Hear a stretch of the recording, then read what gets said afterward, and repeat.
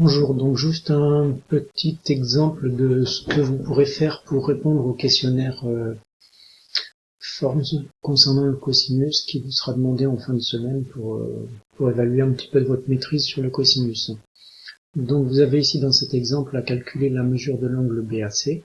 Donc dans la rédaction de la réponse, on va rédiger les choses en expliquant. Donc, dans le triangle, on cite le triangle, rectangle B.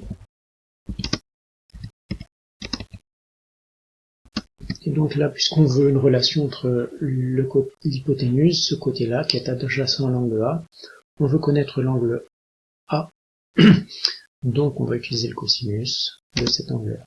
Donc cosinus de l'angle BAC égale, donc le côté adjacent à l'angle, c'est la longueur AB, sur l'hypoténuse AC, c'est-à-dire 4,5 sur 7. Donc pour avoir la mesure de l'angle BAC, on va utiliser la fonction arc cosinus de notre quotient 4,5 sur 7. Et là, en conclusion, une fois qu'on aura pris la calculatrice pour faire ce travail,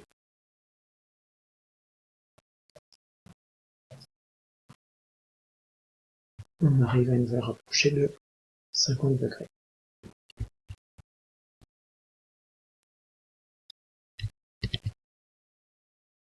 Une valeur rapprochée.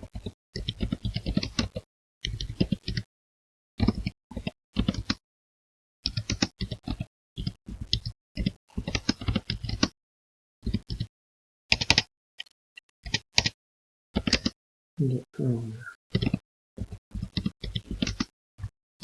BAC est 59. C'est de la mesure.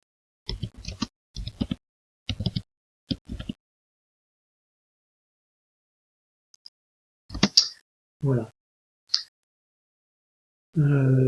Pour la deuxième question, on doit ensuite se servir de la mesure de l'angle en C, qui est de 40 degrés, pour calculer la longueur CB, c'est-à-dire le côté adjacent à cet angle-là, connaissant l'hypoténuse. Donc c'est une nouvelle utilisation du cosinus, mais cette fois pour calculer la longueur du côté adjacent. Donc on va reprendre la rédaction.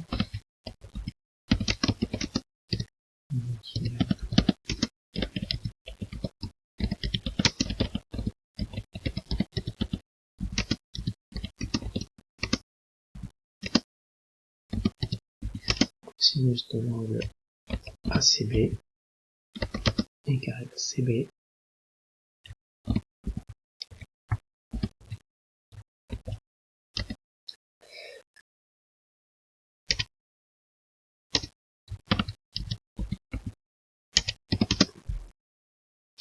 on veut calculer la longueur CB, donc la longueur CB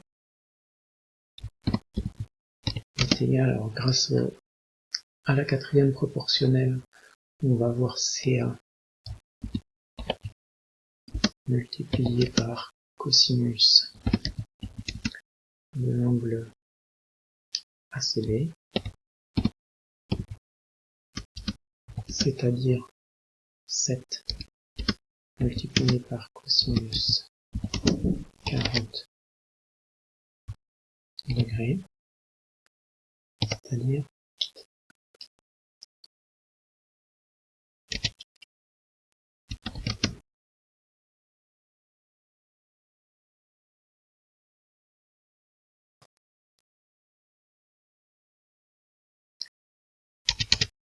environ 5,4. Donc on va mettre en conclusion la longueur BC est environ égale à 5,4 cm. Voilà, donc 2 exemples très simples. Et après, il n'y a plus qu'à envoyer la réponse à ce formulaire.